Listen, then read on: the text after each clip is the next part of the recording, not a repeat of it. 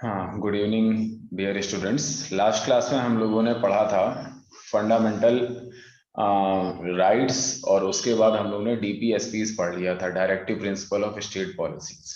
इसके बाद हम लोग को जो है अपने पार्ट 4A में पढ़ना है फंडामेंटल ड्यूटीज, यानी कि जो हमारे मौलिक कर्तव्य हैं उनके बारे में पढ़ना है। ठीक है, तो पार्ट 4A मौलिक कर्तव्य यानी कि फंडामेंटल ड्यूटीज, जो कि आर्टिकल 51A में है, ये हम लोग को जो है आज पढ़ना है। ठीक है, तो स्क्रीन करेंगे शेयर फटाफट।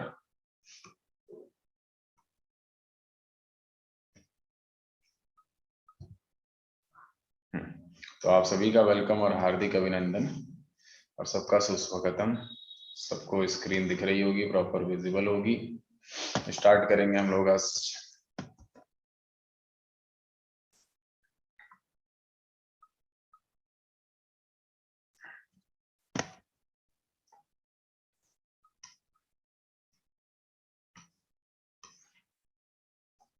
चलिए हेडिंग डालेंगे आप लोग।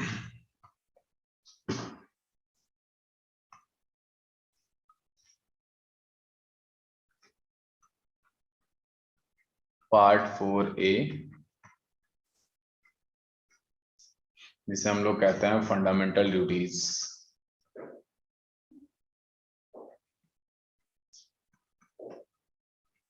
फंडामेंटल ड्यूटीज या इसे ही हम लोग क्या कहते हैं हिंदी में, मौलिक कर्तव्य कहते हैं।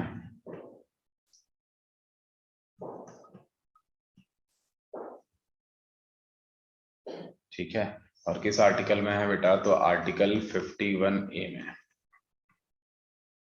ओरिजिनली देखा जाए बेटा तो it was not in the constitution. Originally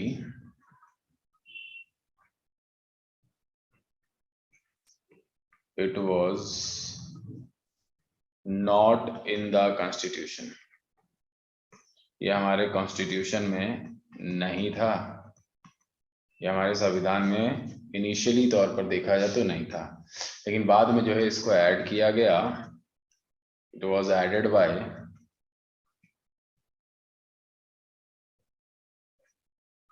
42nd constitutional amendment act.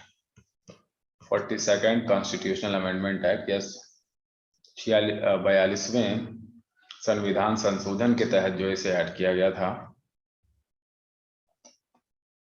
कब बेटा? तो 1976 में, 1976 में जो है इसे ऐड किया गया था। और इनिशियली देखा जाए बेटा इसमें तो कितनी जो है ड्यूटीज थी? Initially it have 10 duties. ठीक है ना, कितनी थी? 10 ड्यूटीज थी, लेकिन बाद में जो है एक और ड्यूटी जो है ऐड की गई। 11th duty was added by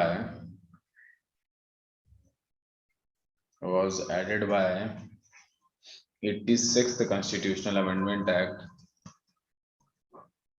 86वें संविधान संशोधन 2002 में हुआ था, उससे जो है इसको ऐड किया गया था 11।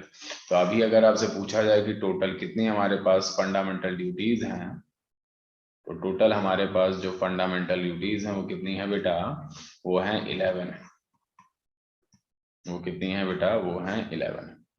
ठीक है, और अगर देखा जाए तो ये जो फंडामेंटल ड्यूटीज हैं बेटा, बड़े बड़े जितने भी देश हैं कॉन्स्टिट्यूशन वाले, वहां पर जो है आपके फंडामेंटल ड्यूटीज को जो है कॉन्स्टिट्यूशन में रखा ही नहीं गया है। जैसे बेटा जर्मनी के पास कोई भी फंडामेंटल ड्यूटीज का वो नहीं है। यूएसए, कनाडा, फ्रांस, ऑस्ट्रेलिया, इन सब के पास जो है कोई भी लिस्ट ऑफ फंडामेंटल ड्यूटीज नहीं है।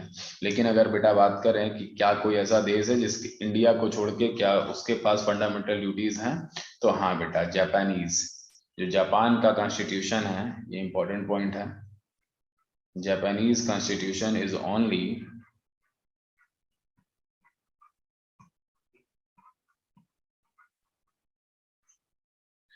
only democratic constitution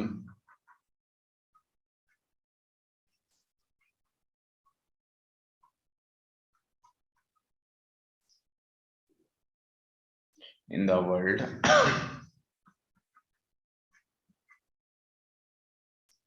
which contain a list of duties of citizens, which contain a list of duties. ठीक है, तो इंडिया के अलावा बेटा जापान की भी कॉन्स्टिट्यूशन है जिसके पास क्या है, जिसके पास मौलिक कर्तव्य या फंडामेंटल ड्यूटीज की क्या है बेटा, लिस्ट है। ठीक है, तो इसको नोट डाउन करेंगे और आगे चलेंगे। क्यों जो है फंडामेंटल ड्यूटीज को जो है ऐड किया गया, कौन सी कमेटी बनाई गई थी, उसके बारे में बात करते हैं। कमेटी का नाम जो है सीधे पूछ लिया जाता है और कहा जाता है कि किससे संबंधित है, या फिर ये पूछा जाता है कि फंडामेंटल ड्यूटीज किस कंपनी ने किस कमेटी ने जो है रेकमेंड किया था। ठीक है, अगर किसी को आंसर पता है तो कमेंट करके आंसर बताइए, किस कमेटी के द्वारा जो है फंडामेंटल ड्यूटीज को रखा गया हमारे संविधान में।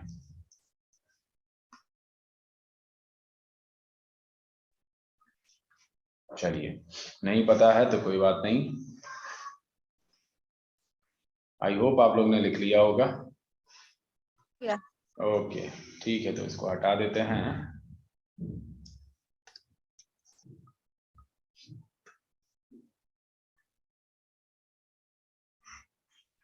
चलिए, तो एक कमेटी बनाई गई थी बेटा जिसे हम लोग क्या कहते हैं, जिसे हम लोग स्वर्ण सिंह कमेटी कहते हैं।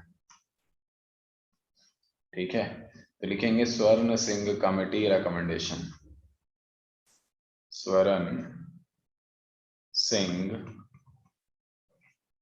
कमेटी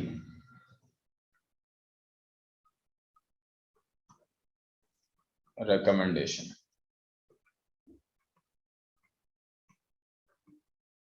तो स्वर्ण सिंह कमेटी की रिकमेंडेशन पे ही बनाया गया था या दिया गया था ये। तो बेटा कब हुआ था, तो 1976 में, इन 1976 1976 में कांग्रेस पार्टी ने, दी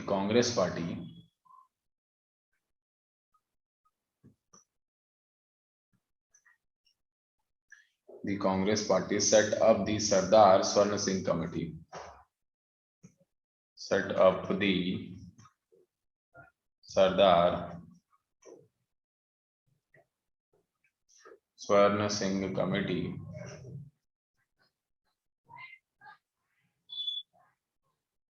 ठीक है, तो सरदार स्वर्ण सिंह कमेटी का जो है सेटअप किया था टू रेकमेंड फंडामेंटल ड्यूटीज। क्या क्या फंडामेंटल ड्यूटीज होती हैं वो जो है बताने के लिए। तो ये जो स्वर्ण सिंह कमेटी थी बेटा, ये जो स्वर्ण सिंह कमेटी थी, इसने ओरिजिनली जो है कितने जो है रेकमेंड किए थे, तो ओरिजिनली जो है इसने 8 फंडामेंटल ड्यूटीज, एफडी का मतलब क्या है, फंडामेंटल ड्यूटीज रेकमेंड किए थे। लेकिन जब जो है इसे ऐड किया गया 42nd कॉन्स्टिट्यूशनल अमेंडमेंट एक्ट से, तो इसमें जो है टोटल कितने जो है फंडामेंटल ड्यूटीज रखे गए, 10 फंडामेंटल ड्यूटीज रखे गए, यानी कि 2 जो है अपने पास से जो है ऐड किए गए। ठीक है, लेकिन आगे चल के एक और फंडामेंटल ड्यूटी क्या किया गया बेटा, बढ़ा दिया गया 86 कॉन्स्टिट्यूशनल अमेंडमेंट एक्ट। क्या है बेटा ये फंडामेंटल ड्यूटीज, तो टोटल 11 ड्यूटीज हैं, 11 की 11 ड्यूटीज आप लोग को लिखनी है। ठीक है, क्योंकि बेटा ये ड्यूटीज हैं, आप लोग लिखते हो नहीं और लिखते नहीं हो तो एग्जाम में बेटा वहीं से पूछा जाता है, सीधे ये पूछा जाता है कि फंडामेंटल ड्यूटी का कौन सा नंबर का जो है ये ड्यूटी है। ठीक है, तो लाइन बाई लाइन जो है आपको पता होना चाहिए कि सबसे पहली जो है ड्यूटी कौन सी है, 51 आर्टिकल 51A का 1 है कि 2 है कि 3 है कि 4 है कि 11 है, इस प्रकार से आपसे पूछा जाता है। ठीक है, तो उसी प्रकार से मैं आप लोग को बताते हुए चलूंगा। हेडिंग डालोगे बेटा list of fundamental duties, list of fundamental duties.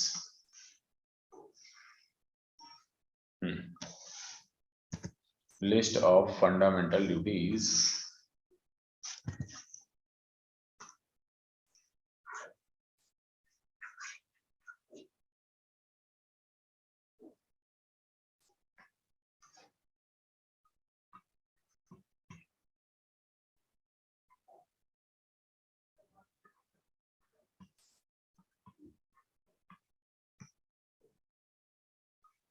List of fundamental duties, तो पहली ड्यूटी क्या है बेटा, पहली ड्यूटी ये है to abide by the constitution, to abide by the constitution constitution के ही अंदर रह के उसकी सारी चीजों को फॉलो करना है, and respects it's ideals, and respect it's ideals, है ना। जिन लोगों ने भी जो है कॉन्स्टिट्यूशन को बनाने में जो है हेल्प की है, जो भी कॉन्स्टिट्यूशन के आइडियल्स रहे हैं उनकी रेस्पेक्ट करना है हम लोग को, and institutions comma the national flag and the national anthem, the national flag and the national anthem, उन सब की जो है हम लोग को क्या करना है, रेस्पेक्ट करना है। तो ये सबसे पहला पार्ट है, सबसे पहला आपकी फंडामेंटल ड्यूटी है। और नेशनल फ्लैग का आपसे पूछा जाता है यहाँ पर कि नेशनल फ्लैग को किस रेशियो में हमेशा रखना है बेटा, तो हमेशा जो है 3:2 के रेशियो में रखना है, ठीक है। इसके अलावा सेकंड जो ड्यूटी है वो भी लिखेंगे, to cherish and follow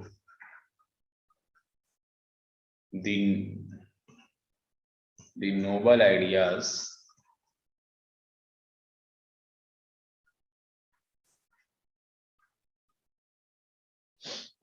that inspired the national struggle for freedom, that inspired the national struggle for freedom। जो भी हम लोगों ने फ्रीडम के लिए स्ट्रगल किया है बेटा, उसकी रेस्पेक्ट करना, ये हमारी ड्यूटी है। देखो सबसे इंपॉर्टेंट यही वाला है आपका पहला वाला, जो जो इंपॉर्टेंट होगा वहां पे स्टार मार्क करते हुए चलेंगे हम लोग, ठीक है।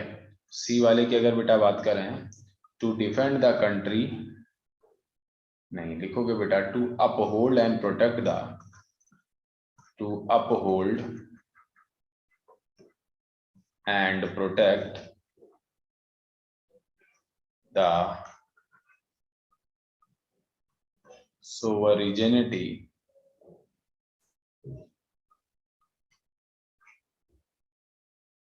sovereignty का मतलब क्या होता है, संप्रभुता, संप्रभुता। इसके अलावा बेटा यूनिटी को भंग नहीं करना है। जैसे अंग्रेजों ने क्या किया था बेटा, डिवाइड एंड रूल वाली पॉलिसी चलाई थी, उस हिसाब से ऐसा कुछ नहीं करना है कि जिससे जो है यूनिटी क्या हो, यूनिटी जो है खराब हो, हिंदू मुस्लिम सिख ईसाई, है ना, आपस में सब भाई भाई, ऐसा कुछ भी जो है नहीं करना है जिससे जो है यूनिटी जो है खराब हो, ठीक है। And integrity of India, and integrity of India, integrity का मतलब क्या होता है बेटा, अखंडता। हाँ दिव्या मैसेज में डाल दो, ठीक है, इंटीग्रिटी ऑफ इंडिया, ठीक है। या अगर मैसेज में डालने वाला नहीं है तो हाँ, तो आप बोल सकते हैं।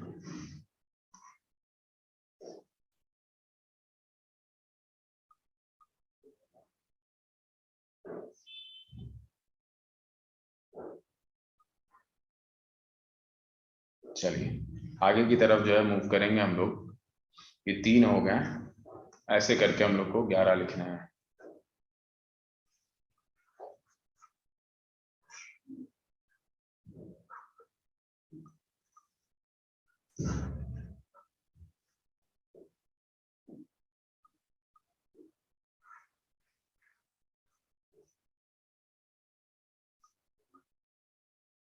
चलिए मूव कर लेते हैं आगे की तरफ।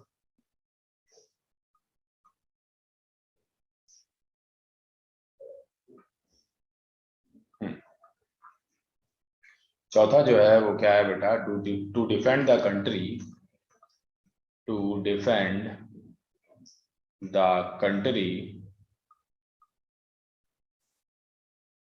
and render national service, and render national service when called upon, when called upon। कहने का मतलब क्या है कि अपने देश की रक्षा करना है, ठीक है ना। और जब भी जो है ऐसे कुछ जो है वो आता है कोई कॉल आती है, कॉल इन द सेंस कि कोई देश के लिए जो है वो होता है, तो आप जो है उस सर्विस को करने से मना नहीं करोगे, ये आपकी फंडामेंटल ड्यूटी है ना। ड्यूटी है बेटा, ड्यूटी भी आपका कोर्ट में जो है क्या है, एनफोर्सेबल नहीं है। हाँ, यूनिटी वाला तो फॉलो नहीं हो रहा है, अब क्या कर सकते हैं, ठीक है। जब जल्दी नहीं फॉलो करने दे रही है तो क्या ही कर सकते हैं, है कि नहीं। लेकिन हर एक चीज का वक्त आता है, सबका सही टाइम आता है, धीरे धीरे सब सही होगा, ठीक है। तो hope for the best. Next E की अगर बेटा बात करें, to promote harmony, to promote harmony, harmony बोले तो खुशहाली को जो है प्रमोट करना है, जैसे हम हमेशा खुशहाली को प्रमोट करते रहते हैं ना, वैसे ही जो है आपको भी खुश रहना है हमेशा। And the spirit of common brotherhood, and the spirit of common brotherhood, क्योंकि बेटा हिंदू को भी अगर जो है चोट लगती है तो लाल रंग का खून निकलता है, मुस्लिम को भी जो है चोट लगती है तो लाल रंग का खून निकलता है, ठीक है। तो सब लोग बेटा, सबके में जो है वैसे ही खून है, और सबको ऑक्सीजन की ही नीड है, फिर भी हम लोग आपस में बटे हुए हैं, है ना। और लोगों के बहकावे में आ जाते हैं हम लोग, और बहकावे में आके जो है कुछ भी जो है सोच लेते हैं उल्टा सीधा और कर जाते हैं, ठीक है। तो ऐसा नहीं करना है।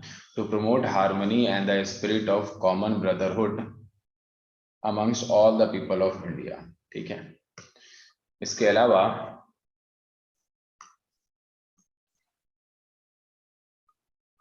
नेक्स्ट लिखोगे आप लोग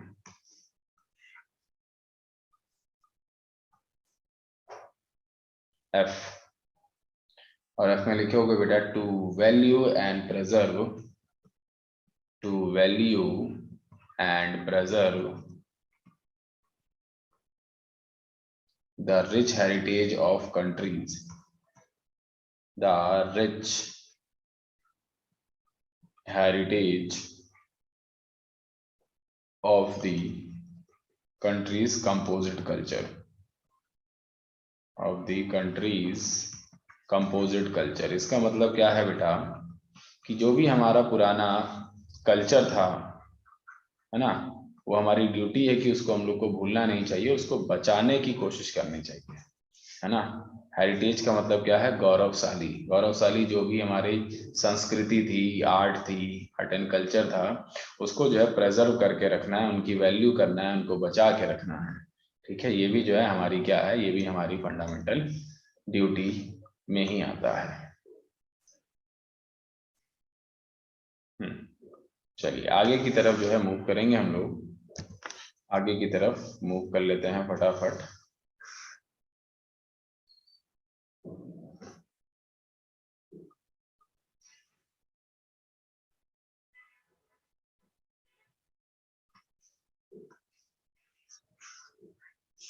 चलिए आगे की तरफ बढ़ते हैं, और एफ तक हो गया है। एफ के बाद क्या आता है बेटा, जी आता है ना। तो जी वाला भी कर लेते हैं, मार्कर चेंज कर ले, किसी से चेंज कर लेते हैं, लेकिन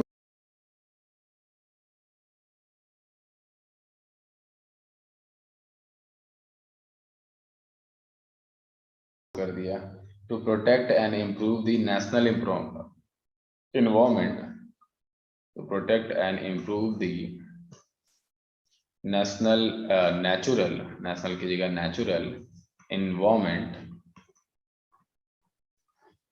national environment including forest, including forest, forest को बेटा प्रोटेक्ट करने की कोशिश करनी है, लेक्स को जो है बचा के रखने की कोशिश करनी है, रिवर्स को पॉल्यूट नहीं करना है, गंदा नहीं करना है, ठीक है। And wild life, and wild life, जानवरों को जो है हानि या कष्ट नहीं पहुंचाना, ठीक है। ये जो है हमारा क्या है, ये हमारा फंडामेंटल ड्यूटी है, ठीक है। इसके बाद आता है एच, है ना, H8, यानी कि 8वीं ड्यूटी है बेटा ये। To develop scientific temper, to develop scientific temper कहने का मतलब क्या है, लोगों की सोच को थोड़ा सा जो है साइंस की तरफ ले जाना है। कहने का मतलब ये है कि जो अंधविश्वासी चीजें थी उनको जो है कोशिश करना है कि जो है कम फैलाई जाए, है ना, और साइंस वाली चीजों पे जो है बात की जाए।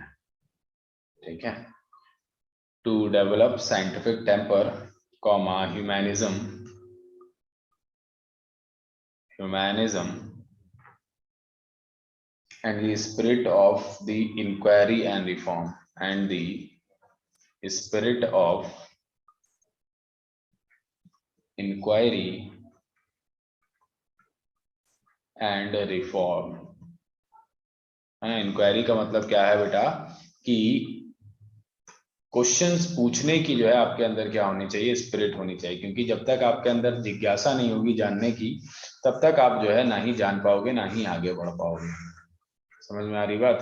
तो एक ऐसा जो है कल्चर डेवलप करना है, एक ऐसा जो है आपके अंदर जो है वो लोगों के अंदर वो भरना है कि जो है वो क्वेश्चन ज्यादा से ज्यादा पूछें। क्वेश्चन ज्यादा से ज्यादा पूछने का मतलब ये नहीं है कि कुछ भी आलतू फालतू पूछते रहें। ठीक है, जो भी जानने की इच्छा है वो आप जो है पूछ सकते हैं। ठीक है, नेक्स्ट लिखोगे बेटा नाइन्थ ड्यूटी। और नाइन्थ ड्यूटी क्या कह रहा है, to safeguard public property and to adjure violence, to safe guard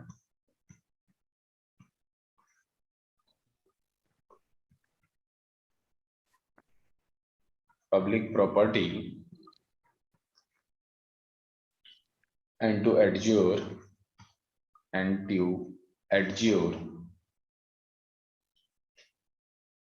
violence, violence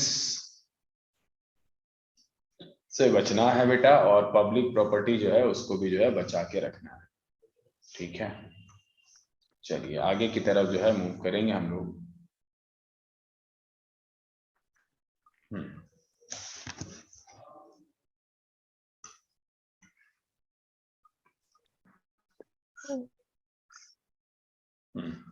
I हो गया, आई के बाद हम लोग बात करेंगे किसकी, जे की, यानी कि 10th ड्यूटी की। 10th ड्यूटी क्या कह रहा है, to strive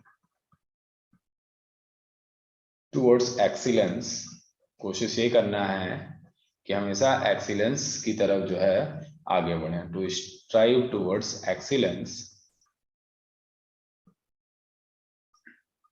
in all spheres, in all spheres of individual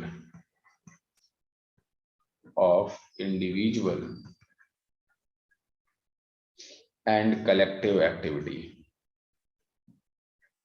ठीक है, तो ऐसी एक्टिविटी करनी है चाहे अकेले चाहे एक साथ मिलकर, जिससे जो है आप एक्सीलेंस की तरफ जो है बढ़ें। ये भी हमारी फंडामेंटल ड्यूटी है। और एक बेटा लास्ट जिसको जो है 86th कॉन्स्टिट्यूशनल अमेंडमेंट एक्ट से ऐड किया गया था, वो क्या है बेटा, to provide opportunities for education to his child, मतलब अपने बच्चों को जो है प्रॉपर जो है अपॉर्चुनिटी देना चाहिए कि वो प्रॉपर अच्छी जगह से पढ़ पाए। ठीक है, ये नहीं कि जो है उसको छोड़ दिया कि भैया तुम अब बड़े हो गए हो, कमाओ और हम लोग को भी खिलाओ, ये वाला सीन नहीं रखना है। उसको पढ़ने की जो है वो देनी चाहिए। मतलब आप लोग अगर अपने आगे चल के मदर और फादर बनते हो, है ना, तो आप लोग का ये फंडामेंटल ड्यूटी है कि अपने बच्चे को पढ़ाओ।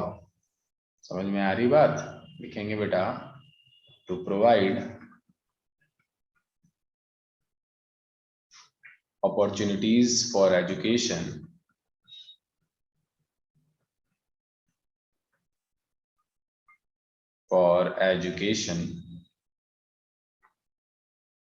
to his child, his her child or ward